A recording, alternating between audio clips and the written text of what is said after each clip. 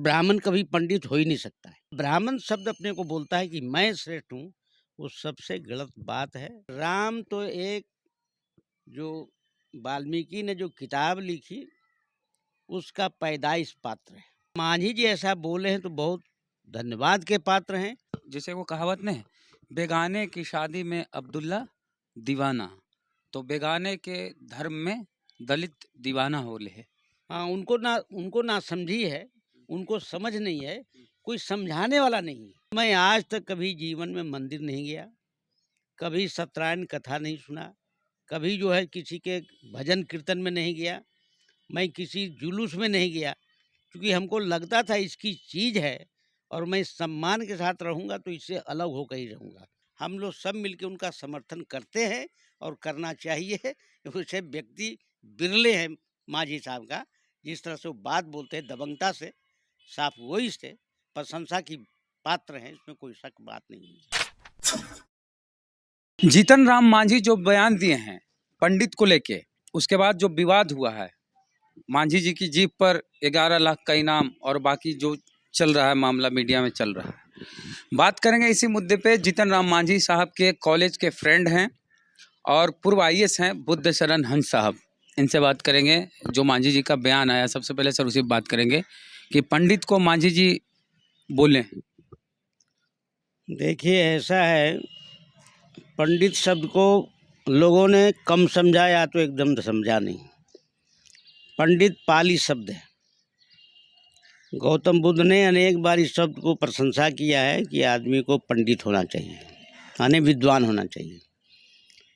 तो पंडित जाति का शब्द नहीं है, गुणवाचक शब्द है। ये अलग बात है कि गुणवाचक शब्द को ब्राह्मणों ने हाईजैक करके अपने नाम के साथ लगा लिया और दिन रात लोग उसको पंडित जी बोला करते, वो गलत शब्द है। ब्राह्मण को कभी पंडित नहीं बोलना चाहिए।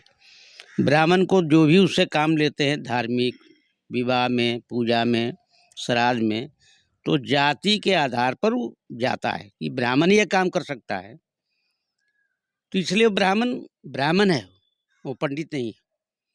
और ब्राह्मण कभी पंडित हो ही नहीं सकता है, क्या बात करें, कभी नहीं हो सकता है, क्योंकि पंडित का मतलब होता है सदाचारी, सत्य बोलने वाला और सद्व्यवहार करने वाला, समाज को सही दिशा देने वाला।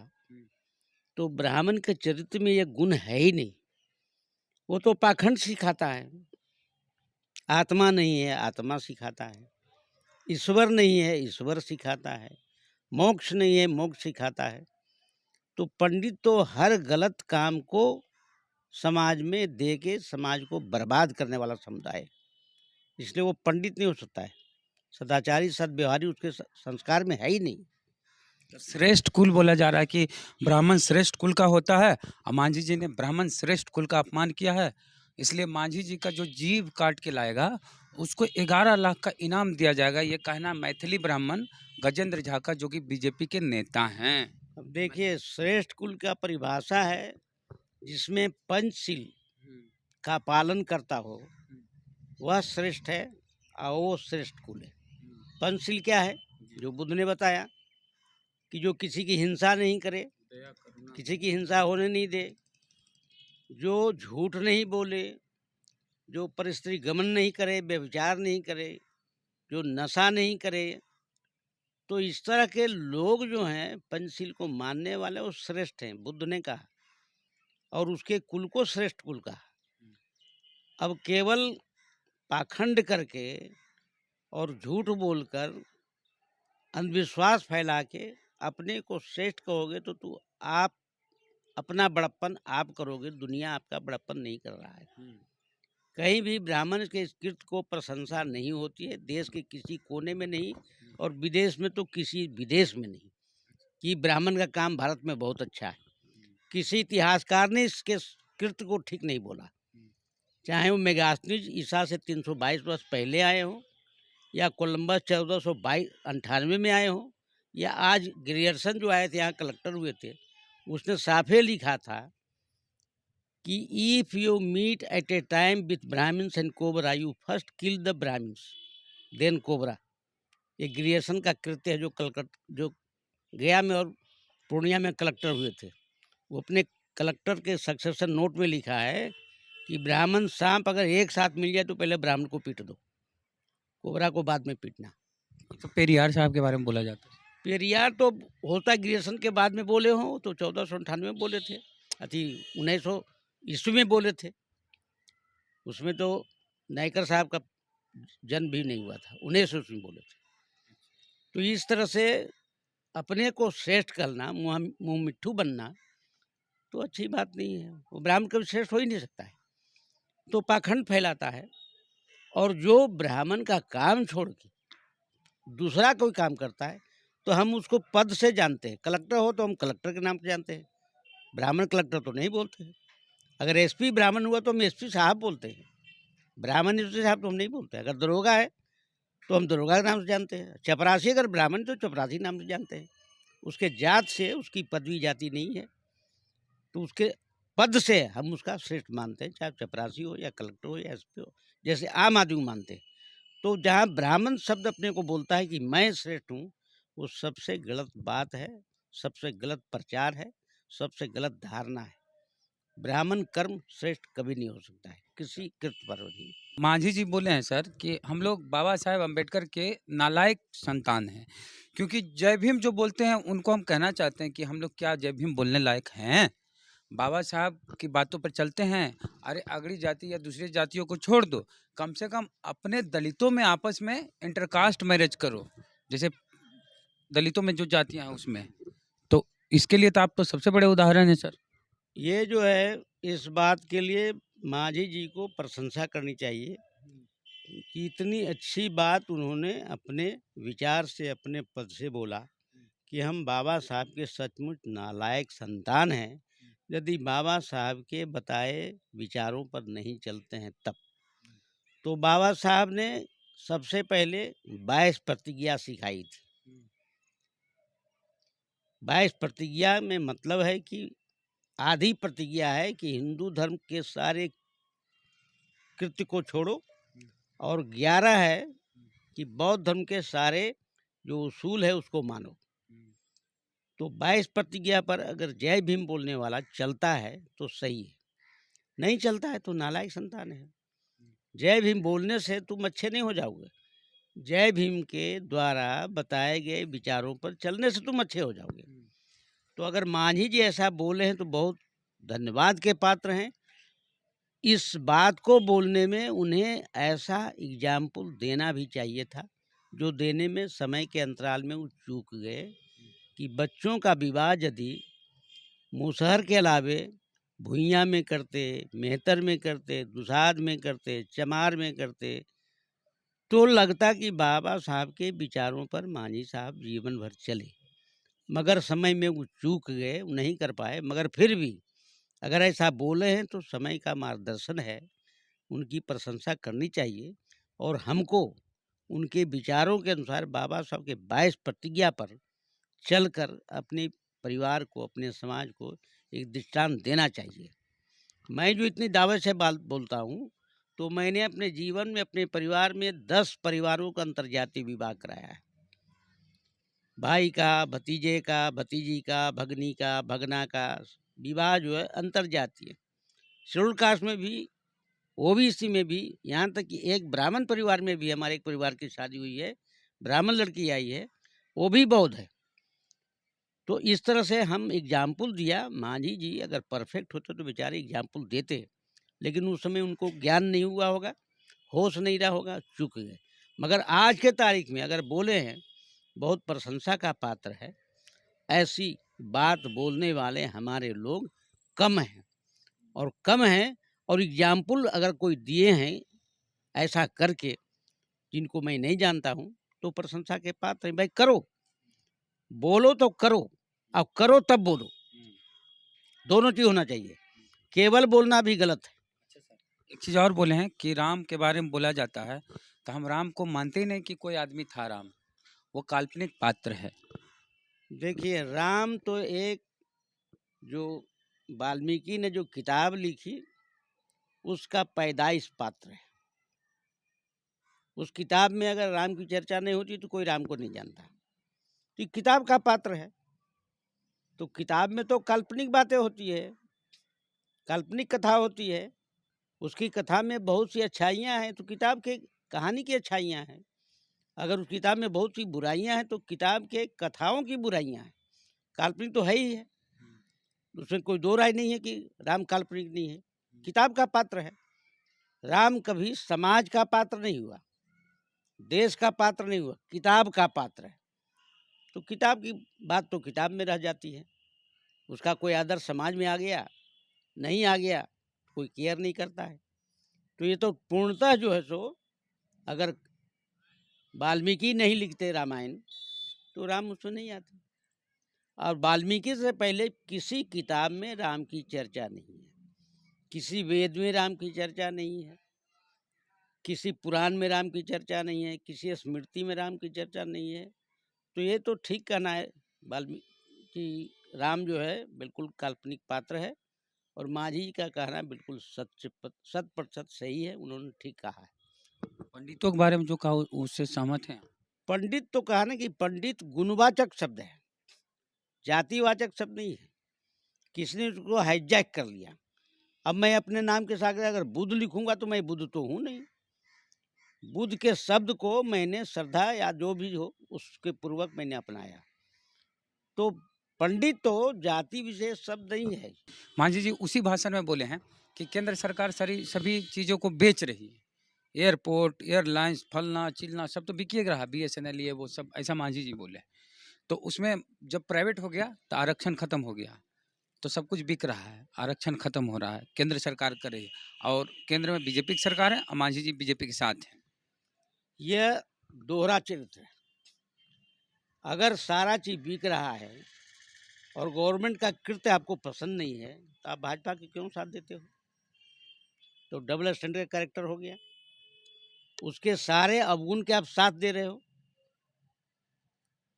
तो भाजपा तो देश के लिए नहीं है, वो अपने पार्टी के लिए है और चंद पूंजीपतियों के लिए है। मांझी जी इस सोच के साथ हैं कि कोई तो सरकार में रहे जो वंचित वर्ग का काम करे। मांझी जी की पार्टी नहीं रही सरकार सत्ता में तो वंचित वर्ग के लोग किसके पास जाएंगे काम कराने, जो विपक्ष में वो कुछ काम ही नहीं करा पाएंगे। आप उतना मजबूत विपक्ष बनो और बनाओ, तो बनना बनाने से बनता है। यहाँ तो मंत्री का चपरासी नहीं सुनते हैं, और खुद मंत्री बोले हैं। बात सही है, जब जनमत तैयार करिएगा तो तैयार होगा, थोड़ा टाइम लगता है। हम एक ही उदाहरण देखते हैं कि बाबा साहब अम्बेडकर को, उनको कौन शक्ति थी जिसके आधार पर वो कभी भी किसी बात से समझौता नहीं किए, चाहे कांग्रेस के विरोध में रहे या कांग्रेस के साथ भी रहे। एगो चीज पूछते हैं सर, मांझी जी उसी भाषण के दौरान बोले और उसके बाद मीडिया में भी बोले कि हम जब बचपन में मंदिर गए थे दोस्तों के साथ, तो हमारे दोस्तों लोग को तो जाने दे दिया, लेकिन हमको बांह पकड़ के खींच दिया और बाहर कर दिया। तब से हम कह रहे हैं कि हाँ, देवी देवता हमारे लिए नहीं है, ये देवी देवता हमारे दलितों के नहीं है, महादलितों के नहीं है।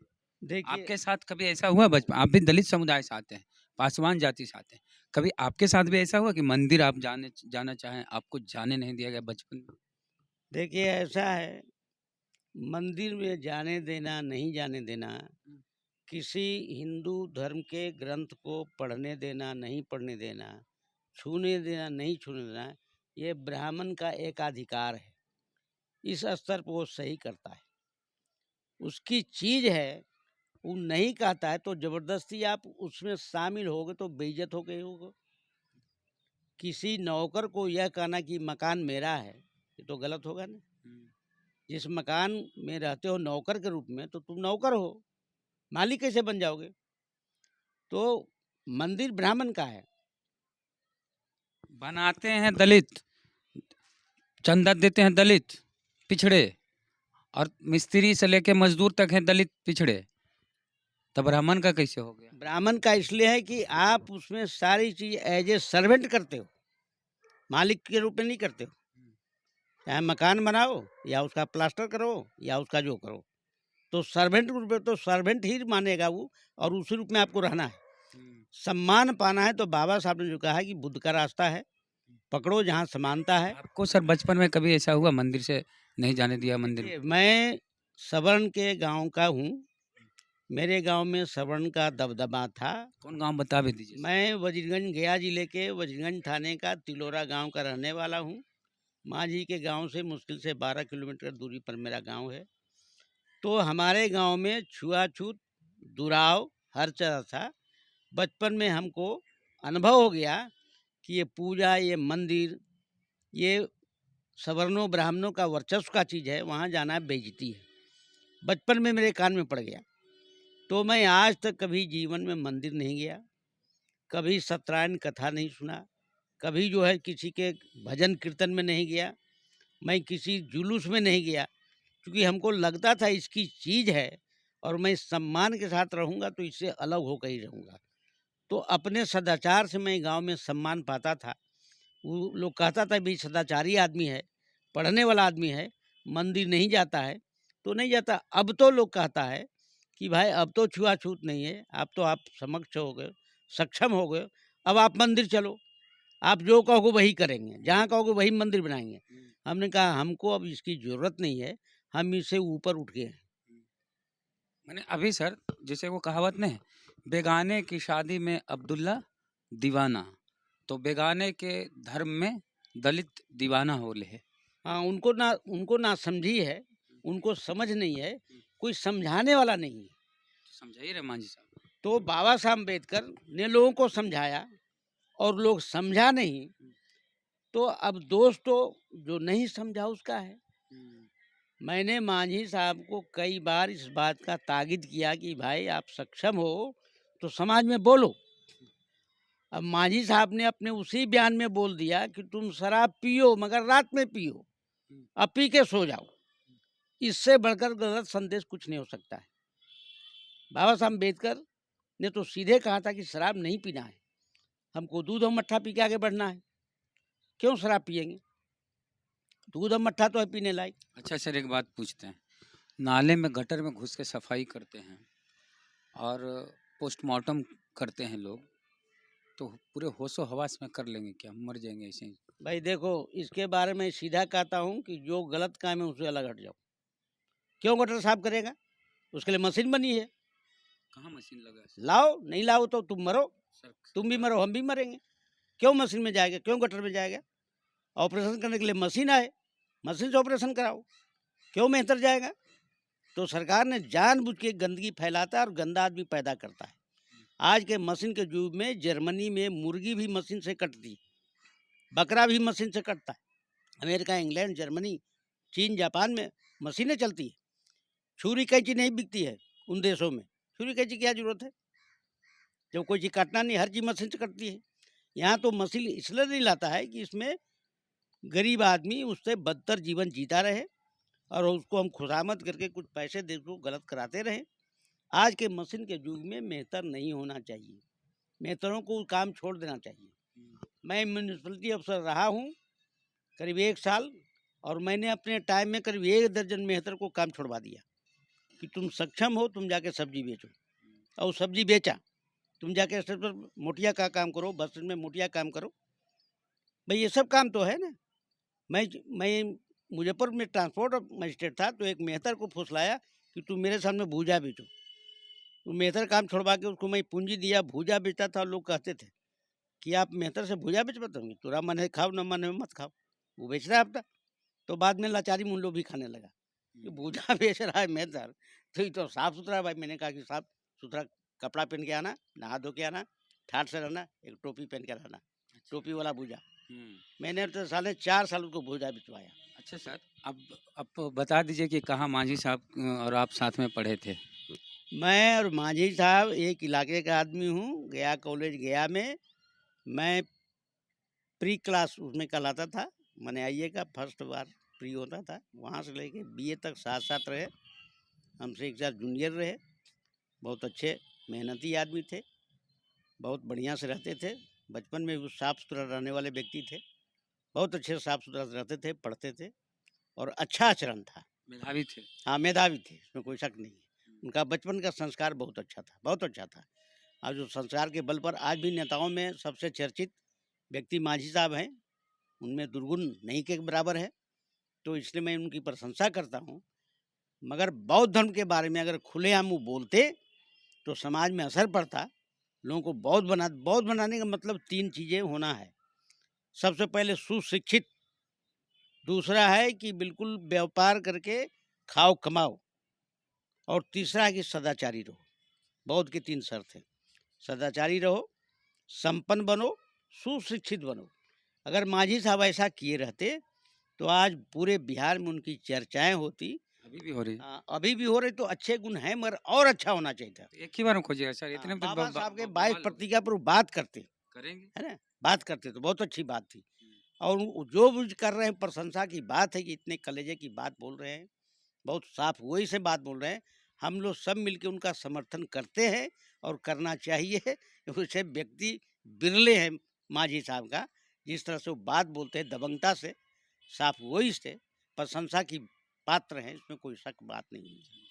तो मांझी साहब के कॉलेज के फ्रेंड बुद्ध शरण हंस साहब हैं और इन्होंने कई किताबें लिखी, 100 से ज़्यादा किताबें इन्होंने लिखी है बौद्ध धर्म पे, बाबा साहब पे या वंचित वर्ग के लिए, और पूर्व आईएएस हैं। इनकी बातचीत और हमारी बातचीत आपको कैसी लगी, मांझी साहब के बारे में जो कुछ बातें हुई या बहुजन समाज के बारे में, प्रतिक्रिया अपने कमेंट बॉक्स में जरूर दें। फेसबुक वीडियो देख रहे हैं, पसंद आया और पेज को लाइक फॉलो नहीं किए हुए तो कर लीजिए। यूट्यूब पे वीडियो देख रहे हैं, सब्सक्राइबर हमारे नहीं हैं तो सब्सक्राइब कीजिए। जय भीम, जय भारत। जय भीम, नमो बुद्धाय।